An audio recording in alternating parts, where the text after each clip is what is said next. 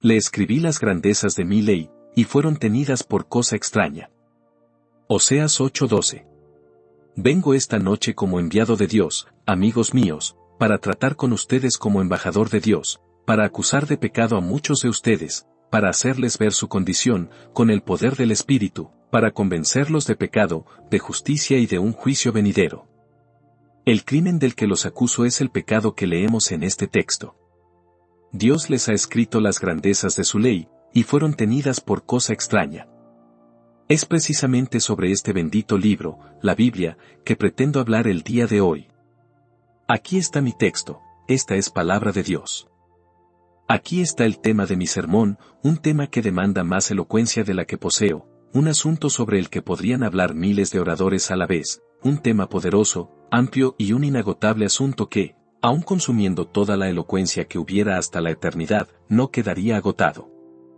Hoy tengo que decir 3 cosas acerca de la Biblia, y las 3 se encuentran en mi texto.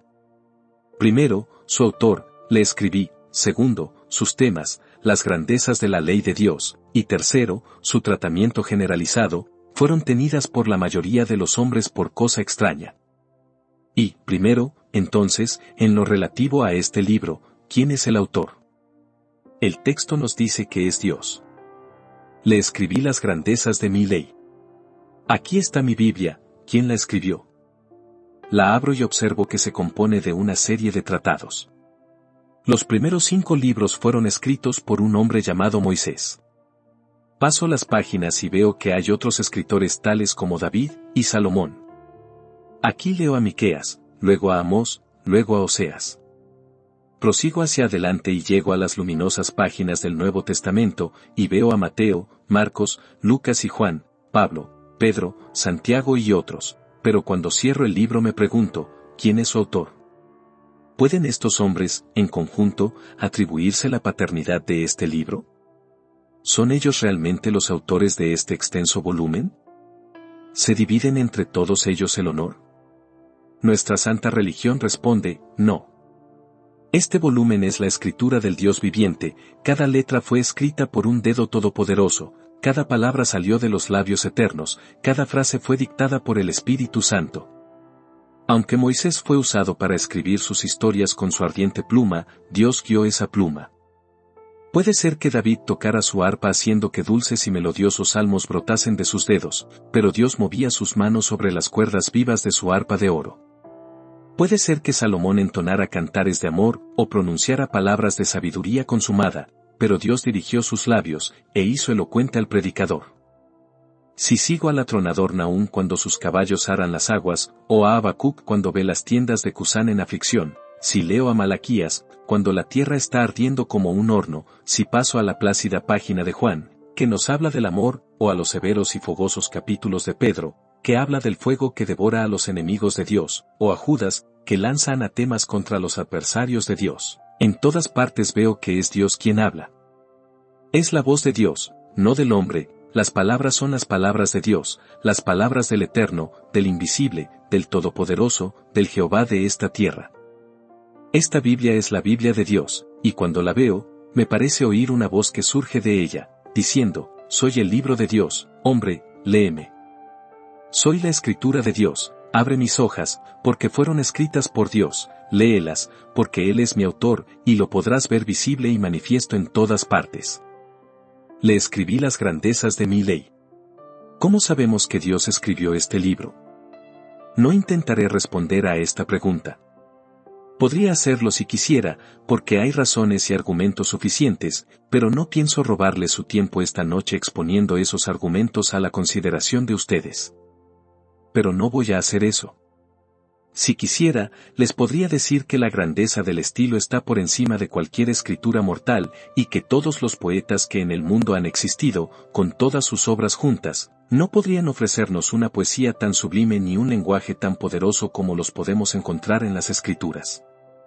Quisiera insistir en que los temas que se tratan en la Biblia están más allá del intelecto humano, que el hombre nunca hubiera podido inventar las grandes doctrinas de una Trinidad en la deidad, que el hombre nunca hubiera podido decirnos nada de la creación del universo, ningún ser humano hubiera podido ser el autor de la sublime idea de la providencia, que todas las cosas son ordenadas según la voluntad de un grandioso Ser Supremo, y que todas ellas obran conjuntamente para bien. Podría hablarles acerca de su honestidad, pues relata las fallas de sus escritores, de su unidad, pues nunca se contradice, de su sencillez magistral, para que el más simple pueda leerla. Y podría mencionar 100 cosas más que podrían demostrar con claridad que el libro es de Dios. Pero no he venido aquí para hacerlo. Soy un ministro cristiano, y ustedes son cristianos, o profesan serlo, y ningún ministro cristiano necesita sacar a luz argumentos de los paganos para rebatirlos. Es la insensatez más grande del mundo. Los infieles, pobres criaturas, no conocen sus propios argumentos hasta que nosotros se los decimos, y ellos, juntándolos poco a poco, vuelven a arrojarlos como lanzas sin puntas contra el escudo de la verdad. Es una insensatez sacar estos tizones del fuego del infierno, aun si estamos bien preparados para apagarlos. Dejemos que los hombres del mundo aprendan el error por sí mismos, no seamos propagadores de sus falsedades. Es cierto que hay predicadores que, no contando con los suficientes argumentos, los sacan de cualquier parte, pero los hombres elegidos del propio Dios no necesitan hacer eso, ellos son enseñados por Dios, y Dios les suministra los temas, las palabras y el poder. Quizás haya alguien hoy que haya venido sin fe, un hombre racionalista, un libre pensador. Con ese hombre no voy a discutir. Confieso que no estoy aquí para participar en controversias, sino para predicar lo que conozco y siento. Pero yo también fui como ese hombre. Hubo una mala hora en mi vida, cuando solté el ancla de mi fe, yo corté el cable de mis creencias y, no queriendo estar ya por más tiempo al abrigo de las costas de la revelación, dejé que mi nave anduviera a la deriva, impulsada por el viento. Dije a la razón, sé tú mi capitán, dije a mi propio cerebro, sé tú mi timón. Y así comencé mi loco viaje. Gracias a Dios ya todo eso terminó. Pero les contaré su breve historia. Fue una navegación precipitada por el tempestuoso océano del libre pensamiento. Conforme avanzaba, los cielos empezaron a oscurecerse, pero, para compensar esa deficiencia, las aguas eran brillantes con fulgores esplendorosos. Yo veía que volaban chispas agradables y pensé, si esto es el libre pensamiento, es algo maravilloso. Mis pensamientos parecían gemas y yo esparcía estrellas con mis dos manos, pero pronto, en lugar de aquellos fulgores de gloria, vi horrendos demonios, fieros y terribles, surgiendo de las aguas, y conforme proseguía, ellos rechinaron sus dientes haciendo gestos burlones, se aferraron a la proa de mi barco y me arrastraron. Mientras yo, en parte, me sentía feliz por la velocidad a la que iba, pero sin embargo me estremecía por la rapidez terrífica con la dejaba atrás los viejos pilares de mi fe. Conforme seguía avanzando a una velocidad espeluznante, comencé a dudar hasta de mi propia existencia, dudaba que el mundo existiera, dudaba que hubiera tal cosa como mi propio yo. Llegué al borde mismo de los dominios sombríos de la incredulidad. Me fui hasta el fondo mismo del mar de la infidelidad. Dudaba de todo. Pero aquí Satanás se engañó a sí mismo, porque la propia extravagancia de las dudas me demostró lo absurdo de ellas. Justo cuando vi el fondo de ese mar, escuché una voz que decía, ¿acaso esta duda puede ser verdad? A causa de este pensamiento volví a la realidad. Me desperté de ese sueño de muerte, que, sabe Dios, podría haber condenado mi alma y destruido mi cuerpo, si no hubiese despertado. Cuando me levanté, la fe tomó el timón, a partir de ese momento ya no dudé. La fe condujo mi barca de regreso, la fe gritaba, lejos de aquí, lejos de aquí. Arrojé mi ancla en el Calvario, alcé mis ojos a Dios, y gime aquí vivo y fuera del infierno. Por tanto, yo digo lo que sé. He navegado en ese peligroso viaje, he regresado a puerto sano y salvo. Pídanme que sea otra vez un incrédulo. No, ya lo probé. Fue dulce al principio, pero amargo después.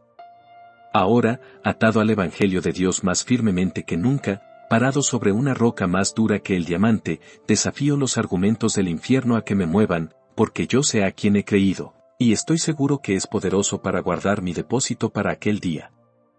Pero no voy a refutar ni a argumentar esta noche. Ustedes profesan ser hombres cristianos, pues de lo contrario no estarían aquí. Aunque la profesión de ustedes bien puede ser falsa, lo que ustedes dicen ser, puede ser exactamente lo contrario de lo que realmente son. Pero, aún así, yo supongo que todos ustedes admiten que esta es la palabra de Dios. Voy a compartir un par de pensamientos al respecto. Le escribí las grandezas de mi ley. Primero, mis amigos, examinen este volumen y admiren su autoridad. Este no es un libro común. No contiene los dichos de los sabios de Grecia, ni los discursos de los filósofos de la antigüedad. Si estas palabras hubieran sido escritas por el hombre, podríamos rechazarlas, pero, déjenme pensar un pensamiento solemne, que este libro es la letra de Dios, que estas son sus palabras. Déjenme investigar su antigüedad, está fechado en las colinas del cielo. Permítanme que mire sus letras, lanzan destellos de gloria en mis ojos. Déjenme leer sus capítulos, su significado es grandioso y contienen misterios escondidos. Vayamos a las profecías, están llenas de inefables maravillas. Oh, libro de los libros. ¿Y fuiste tú escrito por mi Dios? Entonces me postro ante ti. Tú, libro de vasta autoridad, tú eres una proclamación del emperador del cielo. Lejos esté de mí ejercitar mi razón para contradecirte. Razón, tu función es considerar y averiguar lo que este volumen quiere decir, y no establecer lo que debería decir. Vamos, ustedes, mi razón y mi intelecto, siéntense y escuchen, porque estas palabras son las palabras de Dios. Me siento incapaz de extenderme en este pensamiento. Oh, si ustedes pudieran recordar siempre que esta Biblia fue verdadera y realmente escrita por Dios. Oh, si se les hubiera permitido entrar a las cámaras secretas del cielo, y hubieran podido contemplar a Dios cuando tomaba su pluma y escribía estas letras, entonces con seguridad las respetarían. Pero son efectivamente el manuscrito de Dios, tanto como si ustedes hubieran visto a Dios escribiéndolas. Esta Biblia es un libro de autoridad, es un libro autorizado, pues lo escribió Dios. Oh, tiemblen, tiemblen, no sea que alguien lo desprecie, observen su autoridad, porque es la palabra de Dios. Entonces, puesto que Dios la escribió, notemos su veracidad. Si yo la hubiera escrito, habría críticos gusanos que de inmediato la atropellarían y la cubrirían con sus larvas malvadas. Si yo la hubiera escrito, no faltarían hombres que la destrozarían de inmediato, y tal vez con mucha razón. Pero esta es la palabra de Dios. Acérquense ustedes, críticos, y encuéntrenle alguna falla, examínenla desde su Génesis hasta su Apocalipsis, y encuéntrenle un error. Esta es una veta de oro puro sin mezcla de ninguna sustancia terrena. Esta es una estrella sin mancha, un sol de perfección, una luz sin sombra, una luna sin su palidez, una gloria sin penumbra. Oh, Biblia, no se puede decir de ningún otro libro que sea perfecto y puro, pero nosotros podemos declarar de ti que toda la sabiduría se encuentra encerrada en ti, y no hay ninguna partícula de insensatez. El juez que pone fin a toda discusión allí donde la inteligencia y la razón fracasan. Este libro no tiene mancha de error, sino que es puro, sin mezclas, la verdad perfecta. ¿Por qué? Porque Dios lo escribió. Acusen a Dios de error, si quieren, díganle que su libro no es lo que debería ser. He oído de hombres llenos de orgullo y falsa modestia, a quienes les gustaría alterar la Biblia, y, casi me ruborizo al decirlo, he oído a algunos ministros que han alterado la Biblia de Dios, porque le tenían miedo. Nunca han oído decir, el que creyere y fuere bautizado, será salvo, mas el que no creyere, que dice la Escritura, será condenado. Pero sucede que esto es algo rudo, por lo tanto ellos dicen, será desaprobado. Caballeros, eliminen el terciopelo de sus bocas, y prediquen la palabra de Dios, no necesitamos ninguna de sus alteraciones. He escuchado a personas que, orando, en vez de decir, hacer firme vuestra vocación y elección, dicen, hacer firme vuestra vocación y salvación. Es una lástima que no hubiera nacido cuando Dios moraba en los tiempos remotos, hace mucho, mucho tiempo, para que hubieran podido enseñarle a Dios cómo escribir. Oh, deshonestidad más allá de todo límite. Oh, orgullo desmedido. Tratar de dictar al sabio de los sabios, de enseñar al omnisciente y de instruir al eterno. Es extraño que haya hombres tan viles que usen el cortaplumas de escriba de Joacim para mutilar pasajes de la palabra, porque tienen mal sabor. O, ustedes, que sienten aversión por ciertas porciones de la Santa Escritura, tengan la certeza que su gusto es corrompido y que la voluntad de Dios no se sujeta a la pobre opinión de ustedes. Tu desaprobación es precisamente la razón por la que Dios la escribió, porque no se debe acomodar a ti, ni tienes derecho a ser complacido. Dios escribió lo que a ti no te gusta, escribió la verdad. Oh. Postrémonos en reverencia ante ella, pues Dios la inspiró. Es verdad pura. De esta fuente mana aqua vitae el agua de vida sin ninguna partícula de tierra, de este sol nacen rayos de esplendor sin sombra alguna. Bendita Biblia, tú eres toda la verdad. Bendita Biblia, tú eres toda verdad. Antes de dejar este punto, detengámonos a considerar la misericordia de Dios al habernos escrito una Biblia. Él podía habernos dejado sin ella, que anduviéramos a tientas nuestro camino de tinieblas, como los ciegos palpan buscando la pared. Podía habernos dejado en nuestro extravío, con la estrella de la razón como nuestra única guía. Recuerdo una historia del señor Hume, quien constantemente afirmaba que la luz de la razón es suficiente en abundancia. Estando en casa de un buen ministro de Dios una noche, había estado discutiendo sobre este asunto, manifestando su firme convicción en la suficiencia de la luz de la naturaleza. Al salir, el ministro le ofreció una vela, para que se pudiera alumbrar al bajar las escaleras. Él dijo, no, la luz de la naturaleza será suficiente, con la luna me bastará. Pero ocurrió que una nube estaba ocultando a la luna, y cayó escaleras abajo. Dijo el ministro, a pesar de todo hubiera sido mejor haber tenido alguna lucecita desde arriba, señor Hume. Entonces, aun suponiendo que la luz natural fuera suficiente, sería mejor que tuviéramos un poco de luz desde arriba, y de esta manera estaríamos seguros de estar en lo correcto. Es mejor tener dos luces que una. La luz de la creación es muy brillante.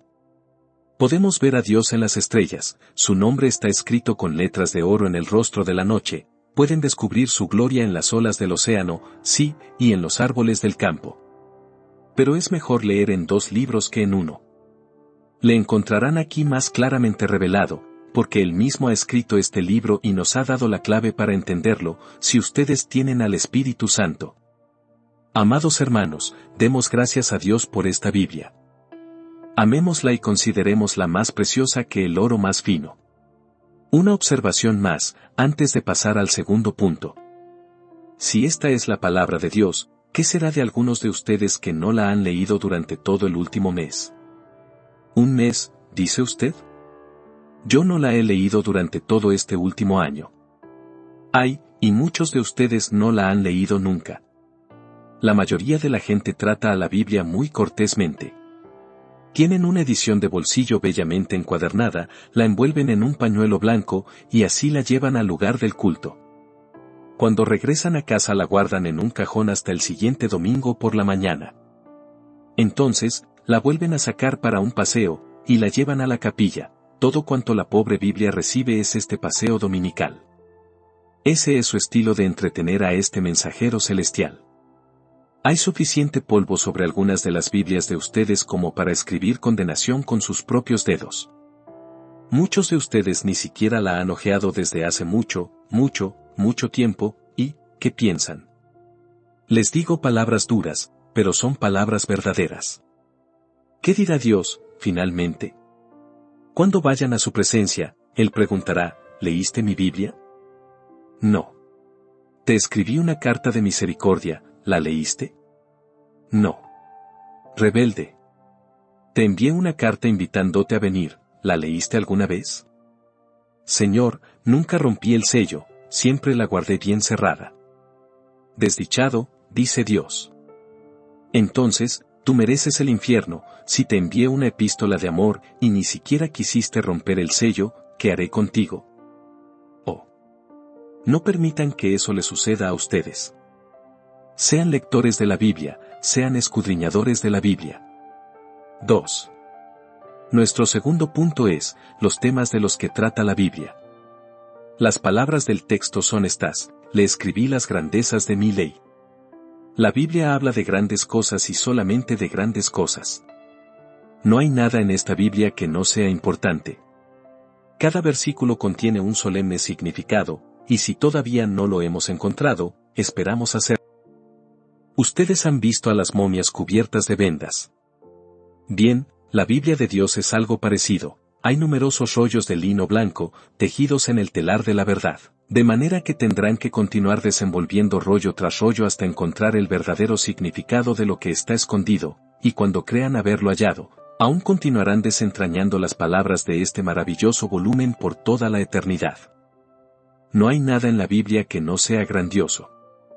Permítanme dividir, para ser más breve. Primero, todas las cosas en esta Biblia son grandiosas. Segundo, algunas cosas son las más grandiosas de todas. Todas las cosas de la Biblia son grandiosas. Algunas personas piensan que no importa la doctrina que uno crea, que da lo mismo asistir a una iglesia o a otra, que todas las denominaciones son iguales. Hay un ser, la señora intolerancia, a la que detesto más que a nadie en el mundo, y a la que jamás he hecho ningún cumplido ni he elogiado, pero hay otra persona a la que odio igualmente. Se trata del señor latitudinarismo, individuo bien conocido que ha descubierto que todos somos iguales. Ahora, yo creo que una persona puede ser salva en cualquier iglesia. Algunas han sido salvas en la iglesia de Roma, unos pocos hombres benditos cuyos nombres podría citar aquí. También sé, bendito sea Dios, que grandes multitudes son salvas en la iglesia de Inglaterra. En ella hay una hueste de sinceros y piadosos hombres de oración. Creo que todas las ramas del protestantismo cristiano tienen un remanente según la elección de gracia, y necesitan tener, algunas de ellas, un poco de sal, pues de lo contrario se corromperían. Pero cuando me digo eso, ¿se imaginan que las coloco a todas al mismo nivel? ¿Están todas igualmente en lo cierto? Una dice que el bautismo de infantes es correcto, otras afirman que no es correcto. Algunos dicen que ambas tienen razón, pero yo no lo veo así. Una enseña que somos salvos por la gracia soberana, otra dice que no, sino que es nuestro libre albedrío el que nos salva. Con todo, otros dicen que las dos están en lo cierto. Yo no lo entiendo así. Una dice que Dios ama a su pueblo y nunca dejará de amarlo, otra afirma que no amó a su pueblo antes que ese pueblo lo amara, que unas veces lo ama y otras deja de amarlo, volviéndole la espalda. Ambas pueden tener razón en lo esencial, pero nunca cuando una dice sí y otra no. Para verlo así necesitaría unos lentes que me ayudaran a ver hacia atrás y hacia adelante al mismo tiempo. No puede ser, señores, que ambas tengan razón, a pesar de que hay quien dice que las diferencias no son esenciales. Este texto dice, le escribí las grandezas de mi ley. No hay nada en la Biblia de Dios que no sea grandioso. ¿Se han detenido a pensar alguna vez cuál es la religión más pura? Oh, dicen, nunca nos hemos molestado con eso. Nosotros simplemente vamos donde nuestro padre y nuestra madre fueron. Ah. Esa es ciertamente una razón muy profunda. Ustedes van donde sus padres fueron. Yo creía que ustedes eran gente sensata, y nunca pensé que se dejaran llevar por otros en vez de por su propia convicción. Yo amo a mis padres sobre todo lo que respira, y el solo hecho de que creyeran que una cosa es verdad, me ayuda a pensar que lo es, pero yo no les he seguido. Pertenezco a una denominación diferente, y doy gracias a Dios por ello. Puedo recibirlos como hermanos y hermanas en Cristo, pero nunca pensé que, porque ellos fueran una cosa, yo tenía que ser lo mismo. Nada de eso. Dios me dio un cerebro y debo utilizarlo, y si ustedes tienen algún intelecto, deben usarlo también. Nunca digan que no importa. Claro que importa. Todo cuanto Dios ha escrito aquí es de importancia eminente, Él jamás hubiera escrito algo que fuera indiferente. Todo cuanto hay aquí tiene un valor, por lo tanto, escudriñen todos los temas, prueben todo por la palabra de Dios. No tengo ninguna objeción en que lo que yo predique sea aprobado por este libro. Denme solamente un auditorio imparcial y ningún favor especial y este libro, y si digo algo contrario a él, voy a retractarme de eso el domingo siguiente. Por esto me mantengo firme o caigo. Busquen y miren, pero nunca digan, no importa. Cuando Dios dice algo, siempre es de importancia. Pero, aunque todas las cosas en la palabra de Dios son importantes, no todo es importante en la misma medida. Hay ciertas verdades vitales y fundamentales que deben ser creídas, o de lo contrario el hombre no podría ser salvo.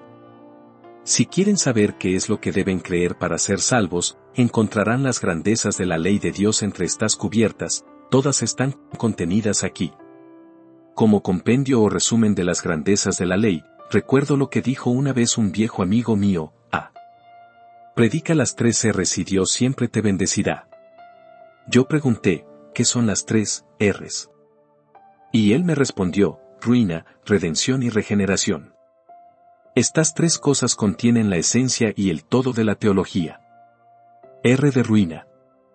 Todos fuimos arruinados en la caída, todos nos perdimos cuando Adán pecó y todos estamos arruinados por nuestras propias transgresiones, todos estamos arruinados por nuestros corazones perversos, por nuestros malos deseos, y todos estaremos arruinados a menos que la gracia nos salve. Luego está la segunda R de redención. Somos redimidos por la sangre de Cristo, un cordero sin mancha ni contaminación, somos rescatados por su poder, somos redimidos por sus méritos, y rescatados por su fuerza. A continuación tenemos la R de regeneración. Si queremos ser perdonados, tenemos también que ser regenerados, porque nadie puede ser partícipe de la redención sin ser regenerado. Podemos ser tan buenos como queramos, y servir a Dios según lo imaginemos, según queramos, pero si no hemos sido regenerados, si no tenemos un corazón nuevo, si no nacemos de nuevo, todavía estamos en la primera R, esto es en la ruina. Esto es un pequeño resumen del Evangelio, pero creo que hay otro mejor en los 5 puntos del calvinismo: elección conforme al conocimiento previo de Dios, la natural depravación y pecaminosidad del hombre, la redención particular por la sangre de Cristo, el llamamiento eficaz por el poder del Espíritu, y la perseverancia final por el poder de Dios. Para ser salvos, debemos creer estos 5 puntos, pero no me gustaría escribir un credo como el de Atanasio, que empieza así: todo aquel que quiera ser salvo, deberá creer en primer lugar la fe católica, la cual es esta. Al llegar a este punto tendría que detenerme porque no sabría cómo continuar. Sostengo la fe católica de la Biblia, toda la Biblia y nada más que la Biblia. No me corresponde redactar credos, sino que les suplico que escudriñen las Escrituras, porque ellas son la palabra de vida. Dios dice: le escribí las grandezas de mi ley. ¿Dudan de su grandeza? ¿Creen que no son dignas de la atención de ustedes? Hombre, piensa un momento, ¿dónde te encuentras ahora? He aquí, en un estrecho trozo de tierra, en mitad de 2 mares sin límites, 1 pulgada de tiempo, el espacio de un momento, puede alojarme en aquel lugar celestial o encerrarme en el infierno. Recuerdo que una vez estaba yo en la playa, en una estrecha franja de tierra, sin preocuparme que la marea pudiera subir. Las olas lavaban constantemente ambas orillas, y envuelto en mis pensamientos permanecí allí por largo rato. Cuando quise regresar, me encontré ante una dificultad: las olas habían cortado el camino. De la misma manera, todos nosotros caminamos cada día por una estrecha senda, y hay una ola que sube más y más, vean cuán cerca está de sus pies, y otra ola se estrella a cada tic-tac del reloj. Nuestros corazones, como sordos tambores, están redoblando marchas fúnebres camino de la tumba. Cada momento que vivimos es un avance hacia la tumba. Pero, este libro me dice que, si soy convertido, cuando muera me recibirá un cielo de gozo y amor, los ángeles me esperarán con sus brazos abiertos, y yo, llevado por las potentes alas de los querubines, sobrepasaré al rayo, y me remontaré más allá de las estrellas, al trono de Dios, para morar allí para siempre. Lejos de un mundo de pecado y dolor, moraré allí siempre con Dios. Oh, esto hace que mis ojos derramen lágrimas tibias, esto hace que mi corazón se vuelva demasiado grande para mi pecho, y mi cerebro gire ante el solo pensamiento de Jerusalén, mi hogar feliz, tu nombre es siempre dulce para mí. Oh, esa dulce escena más allá de las nubes, dulces campos revestidos de verde vivo y ríos de delicia. ¿No son estas cosas grandiosas? Pero entonces, pobre alma no regenerada, la Biblia dice que, si tú estás perdido para siempre. Te dice que si mueres sin Cristo, sin Dios, no hay esperanza para ti, que hay un lugar sin ningún rayo de esperanza, donde leerás grabado con letras de fuego: conocías tu deber, pero no lo cumpliste. Te dice que serás echado de su presencia con un, apartaos de mí. ¿Acaso no es grandioso todo esto?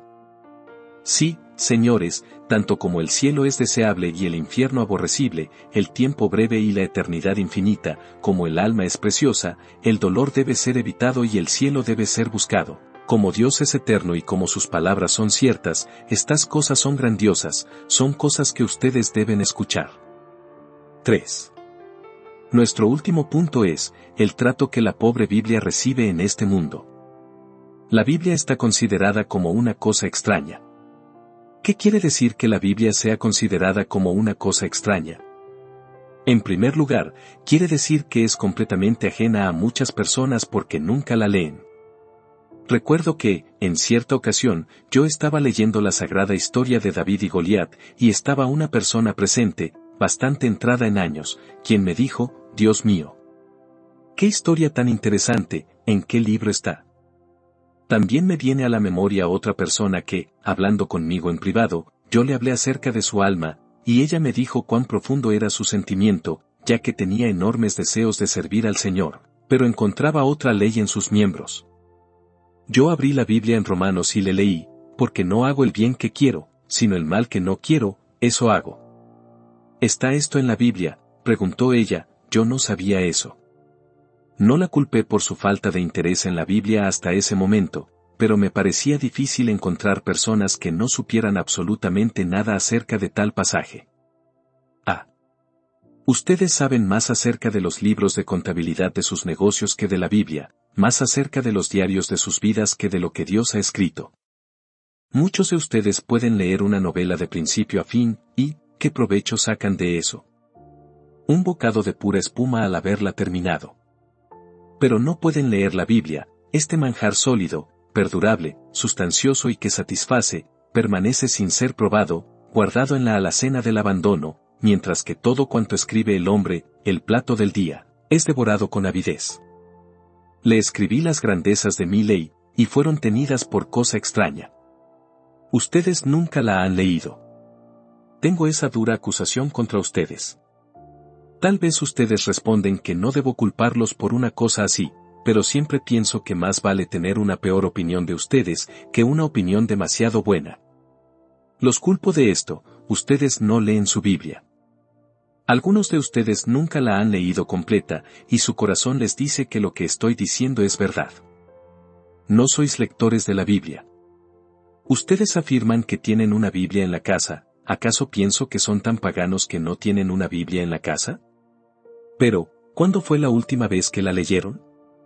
¿Cómo saben que los lentes que perdieron hace 3 años no están en el mismo cajón que la Biblia?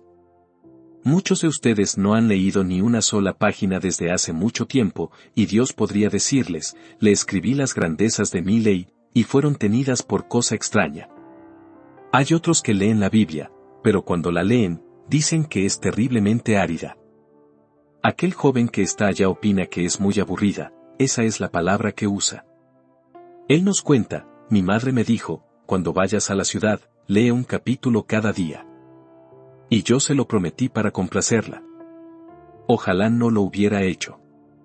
No leí ningún capítulo ni ayer ni anteayer. Estuve muy ocupado. No pude evitarlo. Tú no amas la Biblia, ¿verdad? No, no encuentro en ella nada interesante. Eso es lo que yo pensaba también. No hace mucho tiempo yo no podía ver nada en ella. ¿Sabes por qué? Porque los ciegos no pueden ver. Pero cuando el Espíritu tocó las escamas mis ojos, éstas se cayeron, y cuando Él pone colirio en los ojos, entonces la Biblia se vuelve preciosa. Recuerdo a un ministro que fue un día a visitar a una señora ya anciana y se propuso llevarle el consuelo de algunas de las preciosas promesas de la palabra de Dios. Buscando, encontró en la Biblia de señora, escrito al margen, una P, y preguntó, ¿qué significa esto? Esto quiere decir preciosa, preciosa, Señor. Poco más adelante descubrió una P y una E escritas juntas, y le volvió a preguntar su significado, y ella le respondió, esto, quiere decir, probada y experimentada, porque yo la he probado y la he experimentado.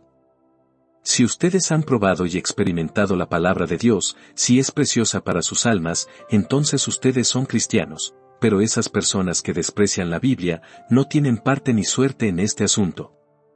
Si les parece árida, ustedes estarán áridos al fin en el infierno. Si no la estiman como algo mejor que su alimento diario necesario, no hay ninguna esperanza para ustedes, porque carecen de la evidencia más grande de su cristianismo. Pero, lo peor está por venir. Hay personas que odian la Biblia, y también la desprecian. ¿Acaso tenemos algunas de esas personas aquí? Algunos se habrán dicho, vayamos y oigamos lo que tiene que decirnos ese joven predicador. Pues bien, esto es lo que tiene que decirles: mirad, oh menospreciadores, y asombraos, y desapareced. Esto es lo que tiene que decirles: los malos serán trasladados al Seol, todas las gentes que se olvidan de Dios. Y también tiene que decirles esto: en los postreros días vendrán burladores, andando según sus propias concupiscencias. Pero más aún, les dice hoy que si quieren ser salvos, deben encontrar la salvación aquí. Por lo tanto, no menosprecien la Biblia, escudriñenla, léanla, vengan a ella. Ten la seguridad, oh burlador, que tus carcajadas no pueden alterar la verdad, ni tus burlas te pueden librar de la condenación inevitable. Aunque en tu dureza hicieras un pacto con la muerte y firmaras un tratado con el infierno, aún así, la veloz justicia te alcanzará, y la poderosa venganza te derribará. En vano te burlas y te mofas, pues las verdades eternas son más poderosas que todos tus sofismas. Tus ingeniosos dichos no pueden alterar la verdad divina de una sola palabra de este volumen de revelación. Oh. ¿Por qué altercan con su mejor amigo y maltratan su único refugio? Aún hay esperanza para el burlador. Esperanza en las venas del Salvador. Esperanza en la misericordia del Padre. Esperanza en la obra omnipotente del Espíritu Santo. Una palabra más y terminaré. Mi amigo, el filósofo, dice que está muy bien que yo exhorte a la gente a leer la Biblia, pero que hay otras muchas ciencias grandiosas más interesantes y útiles que la teología. Muy agradecido, señor, por su opinión. ¿A qué ciencia se refiere usted? ¿A la ciencia de disecar escarabajos y coleccionar mariposas? No, ciertamente no es a esa. ¿A la ciencia de analizar las rocas y de tomar muestras de la tierra y hablarnos de sus diferentes estratos? No, tampoco a esa precisamente. ¿A qué ciencia, pues? Él me responde: todas las ciencias en general son más importantes que la Biblia. Ah, señor, esa es su opinión, y habla de esa manera porque está lejos de Dios. Pues la ciencia de Jesucristo es la más excelente de las ciencias. Que nadie deje la Biblia porque no es un libro culto y de sabiduría. Lo es. ¿Quisieran saber de astronomía? Está aquí, ella habla del sol de justicia y de la estrella de Belén. ¿Quieren saber de botánica? Está aquí, ella habla de unas plantas de renombre, el lirio de los valles y la rosa de Sarón. ¿Quieren saber de geología y mineralogía? Pueden aprender eso en la Biblia, pueden leer acerca de la roca de los siglos y de la piedrecita blanca con un nombre nuevo grabado, el cual ninguno conoce, sino aquel que lo recibe. ¿Quieren estudiar historia? Aquí están los anales más antiguos del género humano. Cualquiera que sea la ciencia de que se trate, vengan y búsquenla en este libro. Esa ciencia está aquí. Vengan y beban de esta hermosa fuente del conocimiento y de la sabiduría, y descubrirán que serán hechos sabios para salvación. Sabios e ignorantes, niños y hombres, caballeros de cabellos blancos, jóvenes y muchachas, a ustedes les hablo, les pido y les suplico, respeten la Biblia y escudriñenla, porque a ustedes les parece que en ella tienen la vida eterna, y ella es la que da testimonio de Cristo. He terminado. Vayamos a casa y pongamos en práctica cuanto hemos oído. Conozco a una señora que, cuando se le preguntó sobre lo que recordaba del sermón del pastor, dijo: no recuerdo nada del mismo. Tenía que ver con pesas falsas y medidas fraudulentas, y yo no recordé nada excepto que cuando llegué a casa tenía que quemar mis medidas de grano. Así que si recuerdan cuando lleguen a sus casas quemar sus medidas, si recuerdan cuando lleguen a sus casas leer la Biblia, yo habré dicho lo suficiente. Quiera Dios, en su infinita misericordia, cuando lean la Biblia, poner en sus almas los rayos iluminadores del sol de justicia, por la obra del siempre adorable Espíritu, de este modo, todo cuanto lean será de provecho y para salvación.